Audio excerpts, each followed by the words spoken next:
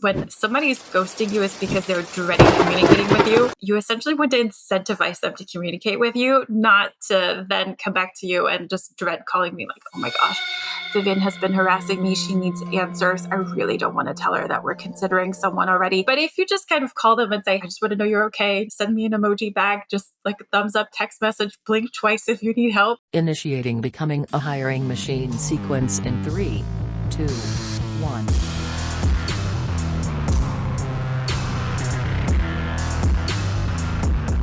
Hey everyone, it's Sam Keenley, and welcome to Becoming a Hiring Machine. This is a show dedicated to fixing recruitment by going beyond saying what needs to change and instead teaches you how to make that change. Today, we have an amazing Tactical Tuesday ahead of us. Before we get into that, I just want to tell you a little bit about the show. As you know, we have shows within the show here. Some days we have interviews with industry thought leaders and others who are shaking up the space, while other days we cover things like trending topics, items that recruiters are talking about or will be very soon, what those mean for them. Every Tuesday like today, drop by for a Tactical Tuesday episode where we're going to go deep on how to do something that's going to help you drive better results in your day-to-day. Every once in a while, we open up for Q&A. Listeners can drop in questions that they'd like to hear us take on, so send this to us at podcast@loxo.co. And occasionally you'll hear a mic drop episode from Matt where he shares something that he's been thinking about within the recruitment space and thinks you need to know about. All right. So today, this episode, it's spooky season here, and we are dropping this episode on Halloween. You have a Tactical Tuesday Halloween episode, so you know what that means. We've got to match the mood. We've got a Halloween special today on all things ghosting. I feel like we should cue in the Ghostbusters theme song here and have it playing, dancing. And I just look like an idiot because that song's not playing, but it's in my head right now. But from wanting to ghostbust, candidates who are leaving you in the dark, you want to ghostbust recruiters who seem to vanish into thin air. You want to ghostbust hiring managers who can't seem to be summoned, even with the most powerful supernatural powers. We're going to cover all of them today. And not only that, but how you can better prevent that from happening to you in the future. So on that note, I've brought you're basically a podcast co-host at this point, Vivien, with how often you've been here, but we're going to get into this episode with you. So welcome back. Thank you. You froze for a second. I was like, wait, what's going on? Internet probs. No, those are the ghosts interfering. All right. So let's talk all things ghosting. So a lot of times what I've noticed is that I hate to say this, but I've ghosted before. And the reason why I ended up ghosting was always because I either didn't have any information, so there was nothing to really say. And I hated giving an update when there was no update. And then other times it was not really wanting a confrontation, potentially kind of getting pushback on something. So sometimes it just kind of seemed easier to ghost. So this is essentially what it kind of boils down to. So obviously as a recruiter, we want to know, why do candidates ghost us? Most of the time it's something because they changed their mind. And again, they don't want to kind of tell you, actually, never mind, I really don't want to do this. This is really stressful to even think about potentially leaving my job and going somewhere new. I mean, it's a big leap of faith, essentially, to make a change. And now the economy is uncertain and there's this perception of last one in is the first one out. So this kind of all adds to uncertainty. And so they just sometimes vanish, or they accept a counteroffer and they don't want to break the news to you. So those are all things that kind of play into it. So how do you prevent it? Well, it kind of starts with building trust and kind of saying, listen, I'm human, you're human. I know this is a stressful process. Any reservations, just let me know. No hard feelings. I won't press you about it. If you have any questions, let me know. I'm happy to answer them. If you are thinking about kind of changing your mind, we can talk things over. I'm not going to try and push you towards either way. I want to make sure that this is a right fit for you. And sometimes it even helps to say, listen, as a recruiter, there is a retention period that needs to be met. Otherwise, I don't get my commission either. So it's in my best interest to find the best fit. I don't want to just force you into something just so that I can close a job.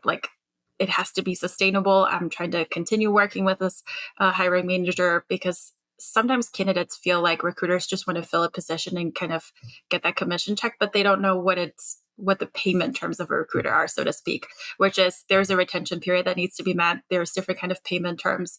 And there's also clawbacks. And so kind of explaining the behind the scenes of even a recruiter can kind of be like, okay, you're not just trying to match a resume to a job description and make a placement. And just encourage them to be as honest as possible, to keep you in the loop, no hard feelings, but then also respect and honor that when they say, you know what, I've changed my mind. At that point, you have let them know. I'm not going to try and persuade you otherwise. Just maybe ask her, okay, what changed your mind? They say it, then just say, all right, awesome. Well, if I stumble upon something else that might be a good fit, I'll let you know. And just really honor that and be honest about it and be a human. And something that also really helps is during the screening call to kind of get to know them and figure out what's really important to them. Why are they interested in leaving their job? If it's just a financial reason, then a counter offer can make them stay. And then the whole search falls apart at the very, very last stages, which is super frustrating. So you want to kind of figure out what are the other reasons as opposed to just money. Is it a cultural fit? Okay, what about the culture is not working? What are they looking for? Is it work-life balance? How do they define that? How can this help? And kind of getting specifics and a little bit more in a personal kind of level, essentially, to figure out why is this even making sense for them to make a switch. And so that way they're a little bit more invested. It's not just about money. Obviously, this is something that kind of gets their attention to begin with, but to make them stay, it's going to take more than money.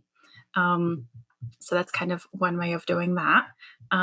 Should we move on to why hiring managers ghost?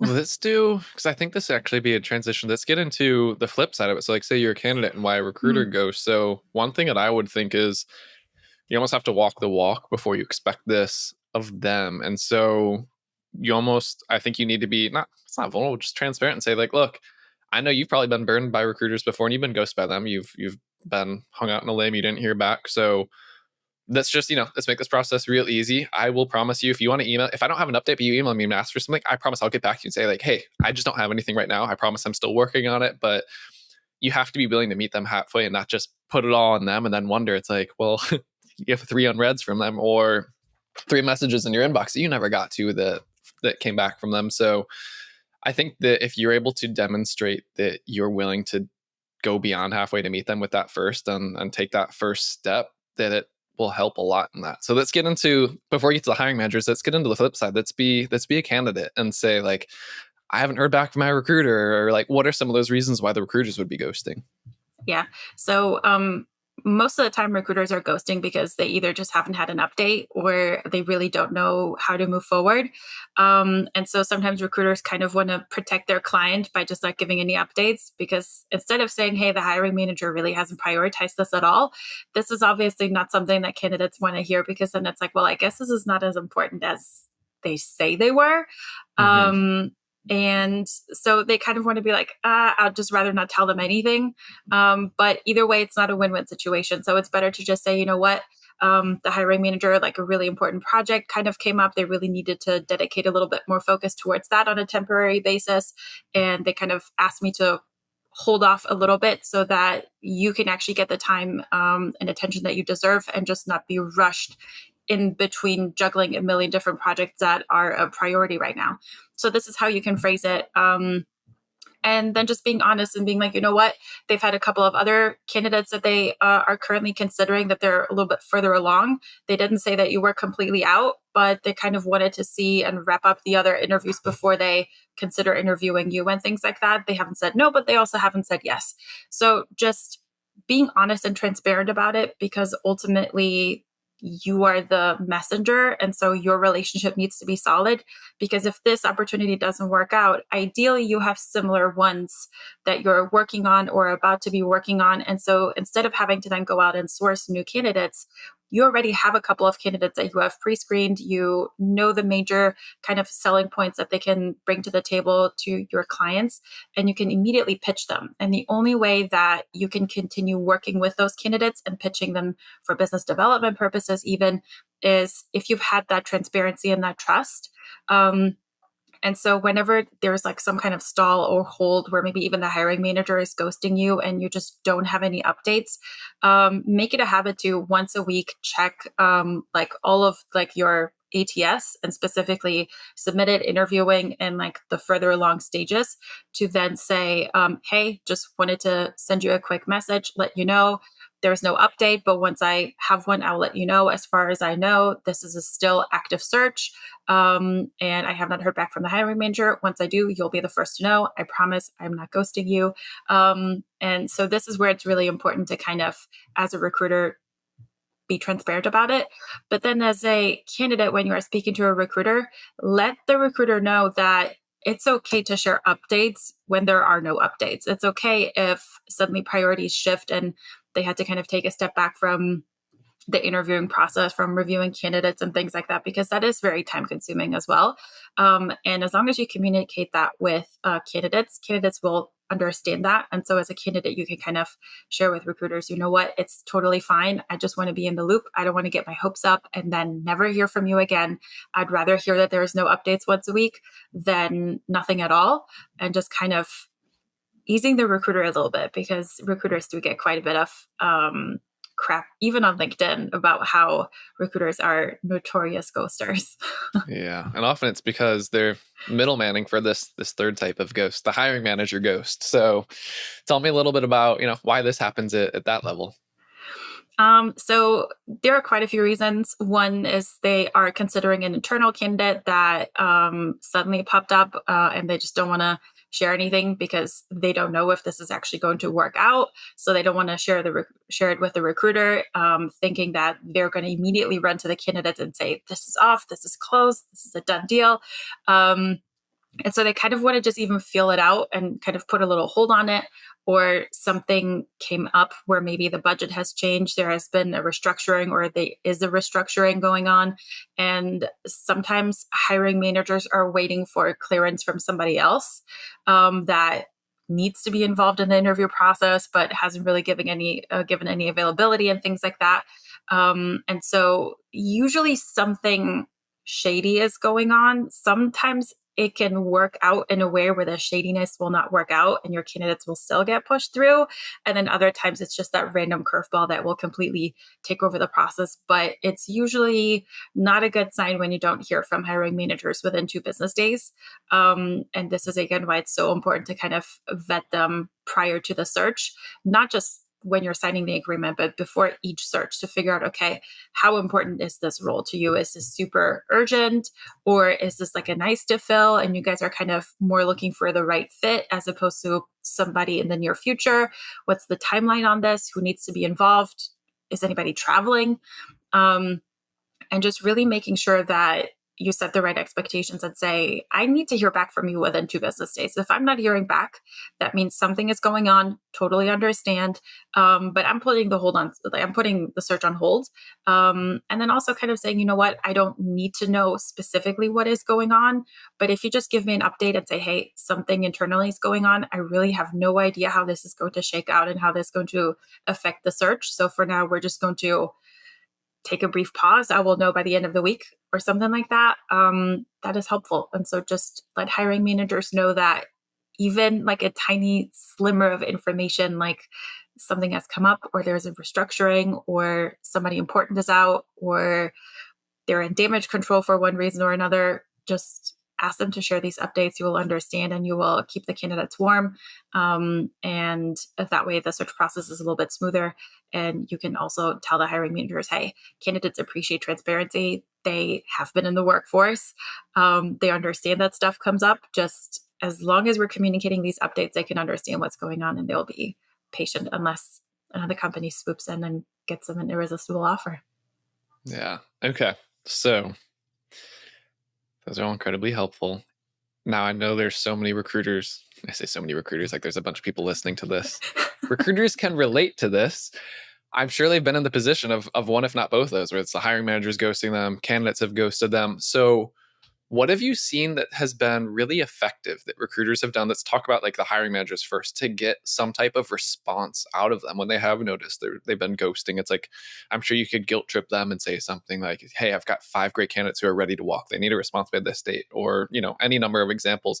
Have you found through your experience or seen other practices that have worked really well in being able to get a hiring manager to reappear from their ghostly stature they were in before? A little bit. So typically I always try to reach out via email. So when they aren't responding to my emails anymore, as much as I did not like doing it, I ended up picking up the phone and calling, because this is typically not how you communicate with hiring managers. At least I didn't.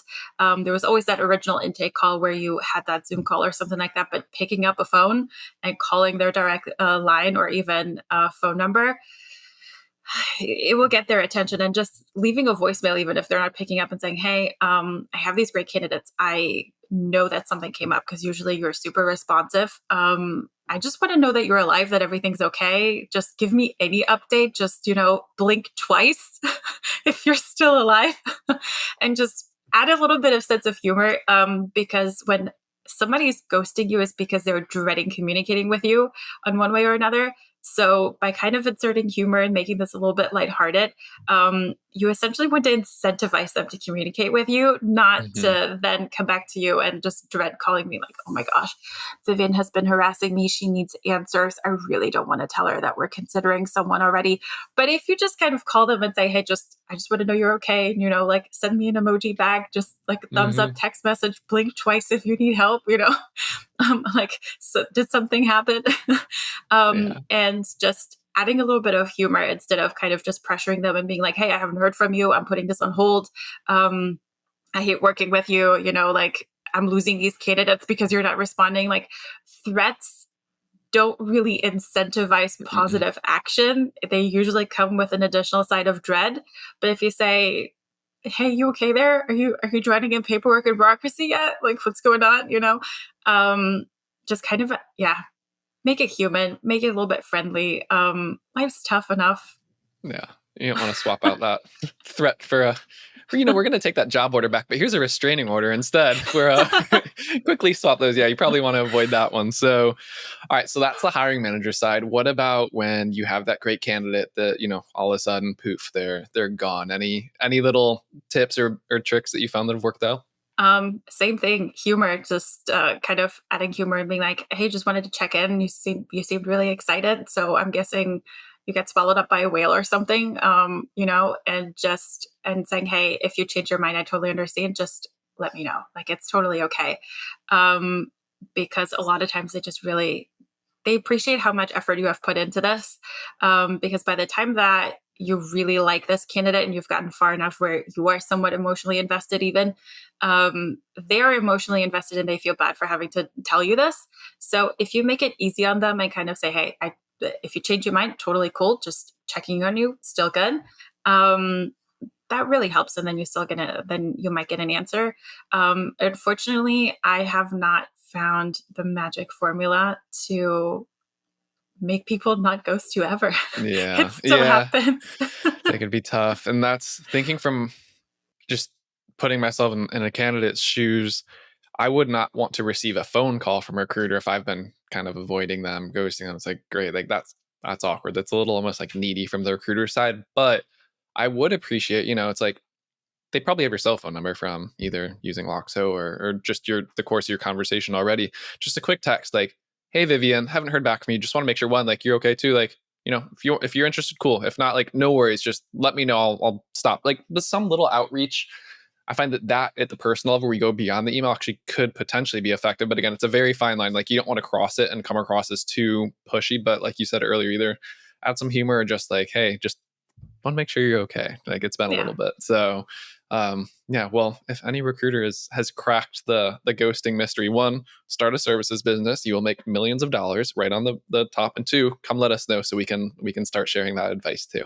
Yeah. Perfect. Well, this was a fun little Halloween special of Tactical Tuesday meets ghosting. So who knows? Maybe we'll have to start thinking about good potential ones for Thanksgiving, Christmas, all the good holidays that we'll get into. So, all right, Vivien, well, as always, thank you for joining us on the show and sharing your incredible knowledge. I know that it's going to inspire and help recruiters start incorporating this in their day-to-day moving forward. So The wrap-up spiel, Becoming a Hiring Machine, is a production of Loxo. You can find the show notes in the description of your favorite podcast streaming platform, as well as on our website, loxo.co/podcasts. Full video episodes are available on YouTube, as well as on the website. And if you have a specific question or are looking for advice, send those over to us, podcast@loxo.co. So everyone, that's the show. Another incredible Tactical Tuesday episode with Vivien. Until next time. Bye, everyone.